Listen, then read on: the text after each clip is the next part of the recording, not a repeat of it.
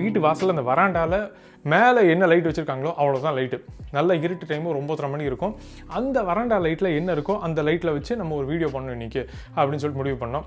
Plus நாங்கள் வராண்டா விட்டு வெளியிலையும் வந்தோம். வெளியில் ஆஃப்கோர்ஸ் ஸ்ட்ரீட் லைட்டு, அதுவும் ஸ்ட்ரீட் லைட்டு அது ரொம்ப வெளிச்சமான ஒன்றுமே இருக்காது. அது நம்ம ஊர் மேலே சோடியம் வேப்பர் லேம்ப் கூட கிடையாது அங்கே. ரொம்ப ரொம்ப கம்மியான வெளிச்சம் தாங்க, சரிங்களா? ஸோ ஸ்ட்ரீட் லைட்டும் அது இருக்குது, ஆனால் இல்லைங்கிற மாதிரி ஒரு லைட்டு தான் அது. சுத்தமாக வேலைக்காகலை. ஸோ இந்த அளவுக்கு இருட்டான ஒரு சுச்சுவேஷனில் இப்படி ஓரளவுக்கு டீசெண்டான வீடியோ எடுக்கிறது அப்படிங்கிறத நானும் கார்த்தியும் எங்களுக்கு நாங்களே கொடுத்துக்கிட்ட ஒரு சேலஞ்சு. ஸோ இந்த ப்ராசஸில் ஒரு 10 விஷயங்கள் நாங்கள் ஃபாலோ பண்ணோம். இந்த 10 விஷயங்கள் என்னென்ன அப்படின்னு சொல்லிட்டு வரேன். மேபி உங்களுக்கு யூஸ்ஃபுல்லாக இருக்கிறதுக்கு வாய்ப்பு இருக்குது.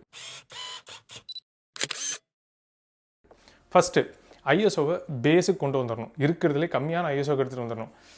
எடுத்தது உங்களுக்கு புரியுது, என்னது இருட்டில் ஐஎஸ்ஓவை கம்மி பண்ணுமா? ஐஎஸ்ஓ இருக்கிறது வெளிச்சத்தை ஜாஸ்தி பண்ணுறதுக்கு தானே, அதாவது வெளிச்சமாக்கிறதுக்கு தானே இமேஜ் அப்படின்னு சொல்லிட்டு நினைப்போம். ஆனால் அதான் இல்லை. ஐஎஸ்ஓங்கிறது வந்து ஒரு ஜஸ்ட் டிஜிட்டல் ஆம்ப்ளிஃபிகேஷன் தான், சிக்னலில். அது வந்து வெளிச்சத்தை உள்ளே கொண்டுலாம் வராது சென்சருக்குள்ளே, சரிங்களா? வெளிச்சத்தை உள்ளே கொண்டு வர்ற வேலை வந்து ஷட்டருக்கும் அப்பர்ச்சருக்கு மட்டும்தான் இருக்குது, ஐஎஸ்ஓ கிடையாது. ஐஎஸ்ஓ வந்து ஜஸ்ட் ஒரு டிஜிட்டல் ஆம்ப்ளிஃபிகேஷன். அதனால் நீங்கள் அதில் வோல்டேஜ் ஜாஸ்தி பண்ண உங்களுக்கு நாய்ஸ் தான் ஜாஸ்தி ஆகும். அதனால் நாய்ஸ் இருக்கிறதுல கம்மி பண்ணணும் அப்படின்னாக்கா ஐஎஸ்ஓவை கம்மி பண்ணி தான் ஆகணும். ஸோ ஐஎஸ்ஓ பேஸ் ஐஎஸ்ஓக்கு எடுத்துகிட்டு வந்துட்டோம். First point. அடுத்தது அப்பர்ச்சர். அப்பர்ச்சரில் வந்து நீங்கள் உங்கள் கிட் லென்ஸில் 3.5 இல்லாட்டி 5.6 இந்த மாதிரிலாம் இருக்கும். நீங்கள் ஜூம் பண்ணிங்கன்னா 5.6 ஆகிடும், இல்லை வைடில் எடுத்திங்கன்னா 3.5 இருக்கும். இந்த மாதிரி பிரச்சனைகள்லாம் வந்து என்ன ஆகும்னா, உங்களுக்கு அப்பர்ச்சர் வந்து 2.8க்கும் கம்மியாக போக, அதாவது கம்மினா அப்பர்ச்சரில் வந்து 2.8க்கு கம்மி வந்து 3.5. அது கொஞ்சம் குழப்பமாக தான் இருக்கும் அது, ஏன்னா அது வந்து ஒரு ரேஷியோ. ஸோ 2.8 விட பெரிய அப்பர்ச்சர் வந்து 2 பெரிய அப்பர்ச்சர் 1.8, 1.8 விட 1.4 பெருசு. ஸோ இப்படி தான். ஸோ நம்பர் சின்னதாக உங்களுக்கு அப்பர்ச்சர் பெருசாகும். ஸோ 2.8 விட கம்மியான அப்பர்ச்சர் நீங்கள் போனீங்க, 3.5, 5.6 போனீங்கன்னாக்கா உங்களுக்கு லைட் சென்சருக்கு அதிகமாக வராது. அதனால ஒரு பெரிய பிரச்சனை தான் அது. இப்போ அந்த இருட்லையும் கூட 2.8 எடுக்கும்போது உங்களுக்கு இவ்வளோ வெளிச்சம் இருக்குது அப்படின்னா 1.4 இவ்வளோ வெளிச்சம் இருக்கும் உங்களுக்கு. புரியுதா? ஸோ 2 ஸ்டாப் டிஃப்ரென்ஸ் உங்களுக்கு இருக்கும். ஸோ அதனாலே உங்களுக்கு ஒரு நல்ல டீசென்ட் ஷட்டர் ஸ்பீட் கிடைக்கும். ஸோ கண்டிப்பாக அப்பர்ச்சர் வந்து எந்த அளவுக்கு பெருசாக வச்சுருக்கீங்களோ அந்த அளவுக்கு நல்லது. அதுக்கு தான் எப்போவுமே நான் சொல்கிறது, ப்ரைம் லென்ஸில் இன்வெஸ்ட் பண்ணுங்க அப்படின்னு சொல்லிட்டு. லோ லைட்டில் ப்ரைம் லென்ஸ் தான் ரொம்ப ரொம்ப உதவும். அட்லீஸ்ட் 1.8 லென்ஸு, 50mm 1.8 லென்சஸ் எல்லாம் பார்த்தீங்கன்னாக்கா ரொம்ப ரொம்ப சீப்பு, சரிங்களா? அந்த மாதிரி லென்சஸ் வாங்கிக்கோங்க. 1.8 மினிமம் அப்பர்ச்சர் வச்சுக்கோங்க, சூப்பராக இருக்கும் உங்களுக்கு, சரியா? ஸோ அப்பர்ச்சர் வந்து நம்பர் கம்மியாக உங்களுக்கு வேல்யூ ஜாஸ்தியாது. லோ லைட்டில் ரொம்ப ரொம்ப நல்லாயிருக்கும். சென்சருக்கு நிறைய லைட் உள்ளே வரும், ரொம்ப முக்கியம். அடுத்தது பிக்சர் ப்ரொஃபைல் ஆஃப் பண்ணிவிடுங்க. சோனி கேமராஸில் பிக்சர் ப்ரொஃபைல்னு இருக்கும் பேர், கேனன் கேமராஸில் ஒரு மாதிரி இருக்கும் பேர் இருக்கும், நிக்கானில் ஒரு மாதிரி இருக்கும் பிக்சர் மோட். இந்த மாதிரி என்ன பேர் வேணால் இருக்கலாம் ஒவ்வொரு கேமராலையும். இது வேணால் கான்செப்ட்லாம் ஒன்று தான். முடிஞ்ச அளவுக்கு ஸ்டாண்டர்ட்லேயே எடுங்க. ஸ்டாண்டர்ட் பிக்சர் ப்ரொஃபைல் என்னவோ அதுலேயே எடுங்க. அதை விட்டுட்டு ரொம்ப ஃப்ளாட்டாக எடுக்கிறேன் அப்படின்னு சொல்லி ட்ரை பண்ணிங்க, இல்லை லாகில் எடுக்கிறதுக்கு ட்ரை பண்ணிங்க அப்படின்னாக்கா உங்களுக்கு நாய்ஸ் ரொம்பவே ஜாஸ்தியாக இருக்கும். அதாவது இது கிரேட் பண்ண முடியாதுன்னு கிடையாது. ஃபர்ஸ்ட் ஆஃப் ஆல் லாக் அதெல்லாம் வந்து எதுக்கு யூஸ் பண்ணுறாங்க அப்படின்னாக்கா, ரொம்ப ஹை டைனமிக் ரேஞ்ச் சுச்சுவேஷன்ஸில் தான் வந்து லாக் யூஸ் பண்ணுவாங்க. ஏன்னா மேக்ஸிமம் டைனமிக் ரேஞ்ச் எனக்கு வேணும் அப்படின்னு சொல்லிட்டு. அது பகலில் யூஸ் பண்ணால் பரவாயில்ல. ஏன்னா பகலில் வந்து உங்களுக்கு ஷேடோஸ்லேருந்து இன்ஃபர்மேஷன் தேவைப்படும், உங்களுக்கு ஹைலைட்ஸ்லேருந்து இன்ஃபர்மேஷன் தேவைப்படும். அதனால் வந்து லாகில் எடுத்தீங்க அப்படின்னாக்கா, இல்லை ஃப்ளாட் ப்ரொஃபைல் எடுத்தீங்கன்னாக்கா உங்களுக்கு 2த்துலேருந்து இன்ஃபர்மேஷன் ஓரளவுக்கு இழுக்கலாம் அப்படிங்கிறதுக்காக ஃப்ளாட்லேயோ இல்லை லாக்லேயோ எடுத்துக்கிட்டு இருப்போம் நம்ம. ஆனால் இந்த மாதிரி ஒரு இருட்டான சுச்சுவேஷன்ஸில் நீங்கள் லாகில் எடுத்தீங்க அப்படின்னாக்கா, ஷேடோஸ்லேருந்து மேக்ஸிமம் டீட்டெயில்ஸ் எடுக்கணும் அப்படிங்கிறதுக்காக ஷேடோஸை பூஸ்ட் பண்ணும். அதனால் அங்கே நாய்ஸ் ஜாஸ்தியாக இருக்கும். ஹைலைட்ஸ்லேருந்து திரும்பவும் சுருக்கிறதுக்கு பார்க்கும். ஸோ இந்த மாதிரி நிறைய பிரச்சனைகள் இருக்கும். யூஸ்வலி ஷேடோஸில் தான் நாய்ஸ் ரொம்ப ரொம்ப ஜாஸ்தியாக இருக்கும். அதனால் அதெல்லாம் வந்து தவிர்த்தரலாம். நீங்கள் யூஸ் பண்ணுறது ஸ்டாண்டர்ட் பிக்சர் ப்ரொஃபைலில் வச்சு எடுங்க, ஒரு பிரச்சனையும் இருக்காது. பிளாக்ஸ் வந்து டீப் பிளாக்காக போகும், பரவாயில்லை. ஆனால் லாகில் எடுக்கிறீங்க அப்படின்னாக்கா ரொம்ப முக்கியம், ஒவ்வொரு கிளிப்புக்கும் நீங்கள் மெனக்கிடணும் போஸ்ட்டில். அது போக லாக் எக்ஸ்போஸ் பண்ணுறது வந்து அவ்வளோ ஈஸி கிடையாது. ஒவ்வொரு லாக் ஒவ்வொரு மாதிரி இருக்கும். ஒவ்வொரு கேமராவில் ஒவ்வொரு லாக் வேறு மாதிரி இருக்கும். நிக்கான் 9 லாக்னாக்கா, கேனனில் C log, S log, V லாக்னு நிறைய வேறு லாக் இருக்குது. வேறு லாகுக்கு வேறு எக்ஸ்போஷர் நீங்கள் செட் பண்ணணும். எல்லாம் ஒரே மாதிரி கிடையாது, சரிங்களா? அதனால் லாக் எல்லாம் விட்டுட்டு ஸ்டாண்டர்ட் பிக்சர் ப்ரொஃபைல் எடுக்கிறது என்னை பொறுத்த வரைக்கும் பெட்டர். நல்ல ரிசல்ட்ஸ் கிடைக்கும் உங்களுக்கு, க்ளீனாக இருக்கும். அடுத்தது எக்ஸ்போஸ் பண்ணுறது எப்படின்னாக்கா, உங்கள் சப்ஜெக்ட் மேலே விழுற லைட்டில் ஹைலைட்ஸ் வந்து கிளிப் ஆகாமல் பார்த்துக்கோங்க. அது ரொம்ப ரொம்ப முக்கியம். ரொம்ப ஓவர் எக்ஸ்போஸ் எதுவும் ஆகாமல் பார்த்துக்கோங்க, அவ்வளோதான். இப்போ நான் இந்த டிஷர்ட் போட்டு நின்றுட்டுருக்கேன்னா, இந்த இடத்துல இந்த டிஷர்ட்டில் அமெரிக்கன் நீக்குன்னு வெள்ளை கலரில் எழுதியிருக்கு. இந்த வெள்ளை கலர் வந்து எனக்கு கிளிப் ஆகாமல் பார்த்துக்கணும். கிளிப்புனாக்கா 100 தாண்டி போகக்கூடாது. அதாவது அதில் டீட்டெயிலே இல்லை அப்படிங்கிற மாதிரி ஏறக்கூடாது. ஸோ ஹிஸ்டோகிராம் ஆன் பண்ணி வச்சுக்கோங்க. ஏன்னா நம்ம கேமரா எல்லாத்துலேயும் வேவ் ஃபார்ம் கிடையாது. ஹிஸ்டோகிராம் ஆன் பண்ணி வச்சுக்கோங்க. ஹிஸ்டோகிராமில் ரைட் சைடில் எதுவும் குச்சி மாதிரி நீட்டிகிட்டு இருக்கான்னு பார்த்துக்கோங்க. அது இல்லாத வரைக்கும் பிரச்சனை இல்லை. ஏன்னா அந்த இடத்துல அந்த ரைட் மோஸ்ட்டில் வந்து குச்சி மாதிரி கம்பு மாதிரி நீட்டிகிட்டு இருந்தது அப்படின்னாக்கா உங்களுக்கு அங்கே ஏதோ ஒயிட் கலர் கிளிப் ஆகுதுன்னு அர்த்தம். அது எதுவும் இல்லாமல் பார்த்துக்கோங்க. உங்கள் சப்ஜெக்ட் மேலே இருக்கிற லைட் ரொம்ப ரொம்ப முக்கியம். பேக் லைட் ஏதாவது இருக்குன்னு வச்சுப்போம், தெருவில் எடுத்துகிட்டு இருக்கீங்க, பின்னாடி ஏதோ ஒரு லைட் இருக்குது, அது பளிச்சுன்னு இருக்குது, ஏதோ கார் வருது பளிச்சுன்னு லைட் அடிக்குது, அதெல்லாம் நம்மளால் ஒன்றும் பண்ண முடியாது. சரிங்களா? அதுக்கு எக்ஸ்போஸ் பண்ணிங்கனாக்கா சப்ஜெக்டே தெரியாமல் கூட போயிடும். அதனால் பேக்ரவுண்டில் இருக்கிற லைட்டு நமக்கு பிரச்சனை கிடையாது. உங்கள் சப்ஜெக்ட் மேலே விடுற லைட்டு மாத்திரம் கிளிப் ஆகாமல் பார்த்துக்கோங்க. நல்ல ரிசல்ட்ஸ் இருக்கும் உங்களுக்கு. ஓகே, அடுத்தது பேக்ரவுண்டில் லைட் வெளிச்சமாக இருந்ததுன்னா ஒன்றும் பண்ண முடியாதுன்னு சொன்னேன் இல்லையா? உங்களுக்கு சப்ஜெக்ட் மேலே லைட்டே கிடையாது, பேக்ரவுண்டில் மட்டும்தான் லைட் இருக்குது, சப்ஜெக்ட்டுக்கு லைட்டு வாய்ப்பே கிடையாது அப்படிங்கிற மாதிரி ஆயிடுச்சுன்னாக்கா சப்ஜெக்டை சில்வெட் பண்ணிவிடுங்க, ஒன்றும் பிரச்சனை இல்லை. பேக்ரவுண்டுக்கு அந்த வெளிச்சத்துக்கு, பேக்ரவுண்டோட வெளிச்சத்துக்கு நீங்கள் எக்ஸ்போஸ் பண்ணிங்கன்னா போகிறோம். அந்த பல்புக்கெல்லாம் எக்ஸ்போஸ் பண்ண ஆரம்பிச்சிங்கனாக்கா ரொம்ப கஷ்டம், ஒன்றும் பண்ண முடியாது. ஸோ பேக்ரவுண்டோட வெளிச்சத்துக்கு நீங்கள் எக்ஸ்போஸ் பண்ணுங்கள் போகிறோம். இந்த இடத்துல ஒரு செவர் இருக்கா, இந்த செவத்தில் பார்த்தீங்கன்னா செவருக்கு நான் எக்ஸ்போஸ் பண்ணேன், பல்புக்கு நான் எக்ஸ்போஸ் பண்ணல. அது வந்து சோர்ஸ் ஆஃப் லைட் யூஸ்வலி வெளிச்சம் ஜாஸ்தியாக தான் இருக்கும். அதனால் செவத்துக்கு எக்ஸ்போஸ் பண்ண கார்த்தி சிலுவேட் ஆகிட்டார், பரவாயில்லை. அந்த கேமரா மூவ்மெண்ட் இருக்கும்போது கார்த்தி என்ன பண்ணிட்டு இருக்காரு, என்ன ஏது அப்படிங்கிறது நமக்கு க்ளீனாக அந்த கான்டெக்ட் நம்ம பிரெயின் பார்த்துக்கும். திரும்பவும் எல்லா வீடியோவையும் வந்து நீங்கள் சில்வெட்டாகவே எடுத்துகிட்டு இருந்தீங்க அப்படின்னாக்கா அதுவும் அந்த அளவுக்கு இன்ட்ரெஸ்டிங்காக இருக்காது. அதனால் கையில் ஏதாவது குட்டி லைட் ஏதாவது ஒன்று வச்சுக்கோங்க. சின்ன லைட்ஸ் கிடைக்குது, இந்த பாக்கெட் சைஸ் எல்இடி லைட்ஸ் எல்லாம் கிடைக்குது, அதில் ஏதாவது ஒன்று வச்சுக்கோங்க. அதை வச்சு லைட்டாவது சப்ஜெக்டை இலுமினேட் பண்ணுறதுக்கு ட்ரை பண்ணுங்கள். சின்ன எல்இடி லைட்டாக அதை வச்சுக்கிறது என்னை பொறுத்த வரைக்கும் நல்லது. செட்டிங்ஸ் பற்றி கொஞ்சம் பேசுவோமா? ஃபஸ்ட்டு ஐஎஸ்ஓ பற்றி பேசினது, அப்பச்சர் பேசினது, அடுத்து ஷட்டர் ஸ்பீடை மறந்துட்டோமே. ஷட்டர் ஸ்பீட்லேயும் பார்த்தீங்கன்னாக்கா ஷட்டர் ஆங்கிள் அப்படின்னு சொல்லிட்டு ஒரு விஷயம் இருக்குது. ஷட்டர் ஆங்கிள் பற்றி நான் டீட்டெயிலாக இன்னொரு வீடியோ பண்ணியிருக்கேன், நான் அதை போய் இன்னொருத்தர் பார்த்துக்கலாம் நீங்கள். பட் சுருக்கமாக சொல்லிடுறேன். ஷட்டர் ஸ்பீடு யூஸ்வலாக எவ்வளோ இருக்கணும்னாக்கா உங்கள் ஃப்ரேம் ரேட் என்னவோ அதுக்கு டபுள் மடங்கு இருக்கணும் ஷட்டர் ஸ்பீடு. ஓகேங்களா? இப்போ 24 FPS நீங்கள் எடுக்கிறீங்க அப்படின்னாக்கா 48 FPS வைக்கணும். பட் நம்ம கேமராஸ் எதுலேயுமே வந்து 48 FPS இருக்காது. சாரி, ஷட்டர் ஸ்பீடு வந்து 48 இருக்காது. அதனால் ஒரு 1/50 அந்த மாதிரி வச்சுக்கிட்டிங்கன்னா ஓகே, ஒன்றும் பிரச்சனை இல்லை.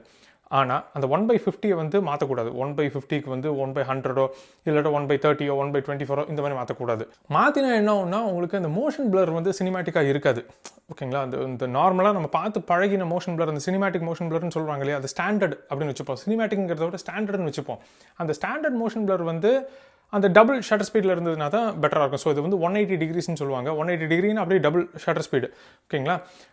ஆனால் இது மூவ்மெண்ட் அதிகமாக உங்கள் சப்ஜெக்டில் இல்லைன்னு வச்சுப்போம். ஓகேங்களா? உங்கள் கேமரா மூவ்மெண்ட்ஸ் ஜாஸ்தி இல்லை, உங்கள் சப்ஜெக்டும் அவ்வளோ வேகமாக நகரல அப்படிங்கிற மாதிரி இருந்தால் ஷட்டர் ஸ்பீடை குறைச்சிருங்க. எத்தனை FPS வச்சுருக்கீங்களோ அத்தனை FPS வரைக்கும் குறைச்சிக்கலாம். ஸோ 24 FPSல எடுக்கிறீங்க அப்படிங்கிற மாதிரி இருந்தால் 1/25 கூட வச்சுருக்கலாம் நீங்கள் ஷட்டர் ஸ்பீடு. 1/50க்கும் 1/25க்குமே ஒரு ஸ்டாப் டிஃப்ரென்ஸு. ஸோ உங்களுக்கு லைட் இன்னும் ஃப்ரீ, எக்ஸ்ட்ரா லைட்டு. ஏன்னா மூவ்மெண்ட் ஜாஸ்தி இல்லை. ஸோ உங்கள் சீனுக்கு தகுந்த மாதிரி இது மாறும். ரொம்ப வேகமாக யாரோ ஓடிக்கிட்டு வர்றாங்க அப்படிங்கிற மாதிரி இருந்தால் அது சரியாக ஒர்க் அவுட் ஆகாது. ஏன்னா ரொம்ப ஈஸின மாதிரி ஆகிடும் வந்து. ஏன்னா அந்த மோஷனில் ரொம்ப ஜாஸ்தியாக இருக்கும் அந்த 1/25 வச்சு எடுத்தீங்க அப்படின்னாக்கா. அதனால் மோஷன் அதிகமாக இல்லை, மூவ்மெண்ட் எதுவும் அதிகமாக இல்லை அப்படிங்கிற மாதிரி இருந்தால், ரொம்ப ஸ்லோ மூவ்மெண்ட்ஸ் அப்படிங்கிற மாதிரி இருந்தால் பரவாயில்ல, ஒன்றும் பிரச்சனை இல்லை. 1/25 கூட வச்சு எடுக்கலாம் நீங்கள். அது ஒரு ஸ்டாப் உங்களுக்கு எக்ஸ்ட்ரா கிடைக்கும். சில விஷயங்கள் நம்ம கண்ட்ரோலில் கிடையாது. சரிங்களா? சென்சர் சைஸ் எவ்வளோ பெருசாக இருக்கோ அந்த அளவுக்கு லைட் கேதரிங் கேப்பபிலிட்டி நல்லாயிருக்கும் கேமராவோடது. என்னதான் வந்து இப்போ செல்ஃபோன்லலாம் பார்த்தீங்கன்னாக்கா f2 அப்பச்சர் அப்படின்னு சொல்லிட்டு சொல்லுவாங்க. ஆனாலும் சென்சர் ரொம்ப சின்ன சென்சர், அதனாலே உங்களுக்கு அந்த கிளாரிட்டி இருக்காது. ஒரு ஃபுல் ஃப்ரேம் சென்சரில் எடுக்கிறதுக்கும் செல்ஃபோனில் எடுக்கிறதுக்கும் அதே எக்ஸ்போஷர் செட்டிங்ஸ் இருந்தாலும் கூட செல்ஃபோனுடைய சென்சர் அந்த அளவுக்கு தாங்காது. ஏன்னா அவ்வளோ பெரிய சென்சர் கிடையாது அது. இப்போ ஃபுல் ஃப்ரேம் இருக்குன்னா பெஸ்ட்டு. APS-C தான் இருக்கா, அதுலேயும் வந்து எடுக்கலாம், பிரச்சனை இல்லை. அப்பச்சர் பெரிய அப்பச்சர் இருக்கிற லென்சஸாக வாங்கிக்கோங்க. 1.4 லென்சஸ் இருந்துச்சுன்னா பெஸ்ட்டு. APS-C இருந்ததுன்னா சூப்பராக இருக்கும், ஒன்றும் பிரச்சனை இல்லை. APS-C மிரர்லெஸ் இருக்குன்னு வச்சுப்போம். உங்ககிட்ட சோனி APS-C மிரர்லெஸ் தான் இருக்குது அப்படிங்கிற மாதிரி இருந்தால் அதில் உங்களுக்கு ஒரு சின்ன அட்வான்டேஜ் இருக்குது. ஸ்பீட் பூஸ்டர்ஸ் கிடைக்கும். சரிங்களா?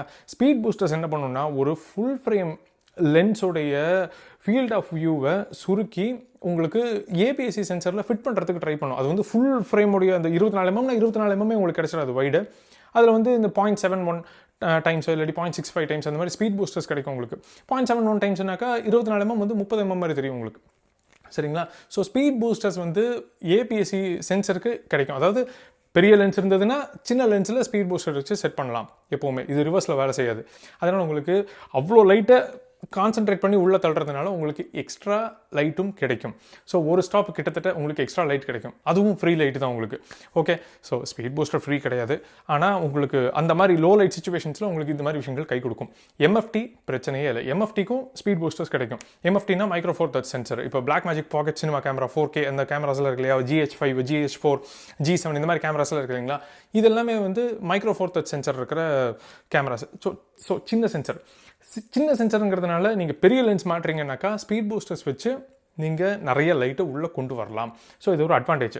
ஸ்பீட் பூஸ்டர் இல்லை அப்படின்னாக்கா பெரிய அப்பச்சராக இருந்ததுன்னா பெட்டர். ஓகேங்களா? அடுத்தது ஸ்லோ மோஷனை அறவே தவிர்க்கலாம். ஏன்னா ஸ்லோ மோஷன் ரொம்ப திரும்ப அதே ஷட்டர் ஆங்கிள். ஓகேங்களா?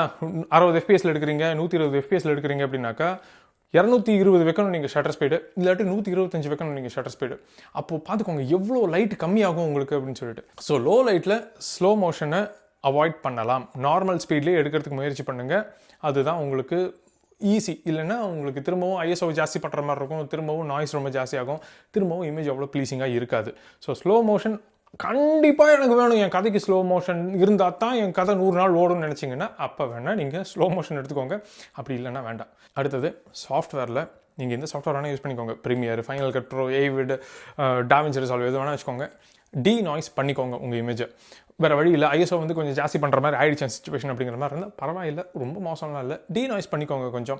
ஐஎஸ்ஓ 400 தாண்டி போகாமல் பார்த்துக்கோங்க. யூஸ்வலி அது ஒரு நேட்டிவ் ஐஎஸ்ஓவாக இருக்கும் நிறைய கேமராஸில். ஸோ ஐஎஸ்ஓ 400 தாண்டாமல் பார்த்துக்கிட்டிங்கன்னா ஓகேங்களா? ஸோ கொஞ்சம் நாய்ஸ் பண்ணிக்கோங்க. ஏன்னா கண்டிப்பாக நாய்ஸ் எங்கேயாவது இருக்கும் அப்படி இப்படின்ட்டு நாய்ஸ் பண்ணிக்கோங்க, பிரச்சனை இல்லை. இன்னும் 2 போனஸ் பாயிண்ட்ஸ். 1, ஆட்டோமேட்டிக் மோடை அறவே தவிர்க்கலாம். தயவு செஞ்சு தவிர்த்துருங்க. அப்பர்ச்சர் ப்ரையாரிட்டி மோடில் வச்சுக்கிறேன், ஷட்டர் ப்ரையாரிட்டி மோடில் வச்சுக்கிறேன், இல்லை ப்ரோக்ராம் மோடில் வச்சுக்கிறீங்க அப்படின்னாக்கா உங்கள் கேமராக்கு அது புரியாது. அவ்வளோ இருட்டாக இருக்குது அப்படின்னாக்கா ஐஎஸ்ஓவை டக்குன்னு எகிரி விட்டுரும். சரிங்களா? அதனால் முடிஞ்ச அளவுக்கு மேனுவல் கண்ட்ரோல் ஃபுல்லாக நீங்கள் எடுத்து பண்ணுங்கள். அதுதான் உங்களுக்கு என்றைக்குமே கை கொடுக்கும். ஸோ லோ லைட்டில் முக்கியமாக ஆட்டோ ஃபோக்கஸை தவிர, ஆட்டோ ஃபோக்கஸ் சில கேமராஸில் சூப்பராக இருக்கும். இப்போ சோனி மாதிரி கேமராஸ், கேனன் கேமராஸ்லாம் அட்டகாசமாக இருக்கும் லோ லைட்டில். ஆனாலும் நம்ப வேண்டாம் பெருசாக. சரிங்களா? உங்கள் ஷாட்டை நீங்கள் ஃப்ரேம் பண்ணி எடுக்க முடியுங்கிற மாதிரி இருந்தால் மேனுவல் ஃபோக்கஸே ரொம்ப கை கொடுக்கும். ஆனால் ஃபோக்கஸை தவிர முடிஞ்ச அளவுக்கு ஆட்டோமேட்டிக் மோட் எல்லாத்தையுமே தவிர்த்தரலாம். ஒயிட் பேலன்ஸ்லேருந்து எக்ஸ்போஷர்லேருந்து எல்லாத்தையுமே தவிர்த்துருங்க. அடுத்த போனஸ் டிப்பு, ஐஎஸ்ஓ ஜாஸ்தி ஆயிடுச்சா, வேறு வழியெல்லாம் எடுத்துட்டிங்களா, நாய்ஸ் இருக்கா, நாய்ஸ் பண்ணால் ரொம்ப கிரெயின்ஸ் ஆகுதா, பிளாக் அண்ட் ஒயிட் ஆக்கிடுங்க.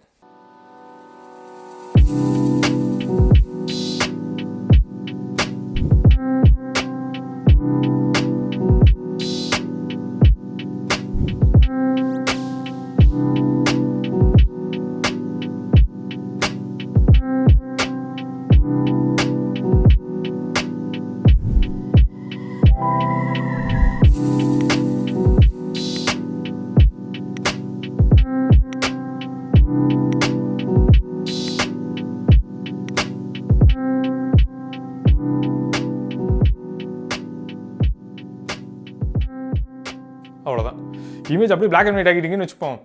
நீங்களே பாருங்கள் எவ்வளோ ட்ராமேட்டிக்காக இருக்கும் அப்படின்னு சொல்லிட்டு. ஸோ பிளாக் அண்ட் ஒயிட் அது ஒரு விதமான ஒரு அழகு. ஓகேங்களா? அதனால் பிளாக் அண்ட் ஒயிட்டில் மாற்றுறதுக்கு கூச்சப்பட வேண்டாம். கலர் நாய்ஸ் தாங்க கெடுக்கிறதே இமேஜை. அதனால் கலர் நாய்ஸ் அவாய்ட் பண்ணிட்டீங்கன்னா பிளாக் அண்ட் ஒயிட்டில் போட்டிங்கனாலும் கூட இமேஜ் பார்க்குறதுக்கு கலர் நாய்ஸ் இருக்கிற இமேஜை விட பெட்டராக இருக்கும். அதனால் பிளாக் அண்ட் ஒயிட் பண்ணிக்கலாம். ஸோ இதெல்லாம் தாங்க நாங்கள் லோ லைட்டில் பண்ணிட்டு இருந்த விஷயங்கள் இவ்வளவு தான். ஸோ இதெல்லாம் ஃபாலோ பண்ணிங்கனாலே ஓரளவுக்கு லோ லைட்டில் ரொம்ப டீசெண்டான இமேஜ் உங்களுக்கு கிடைக்கும். உங்களை நான் அடுத்த வீடியோவில் மீட் பண்ணுறேன். அது வரைக்கும் பாய்.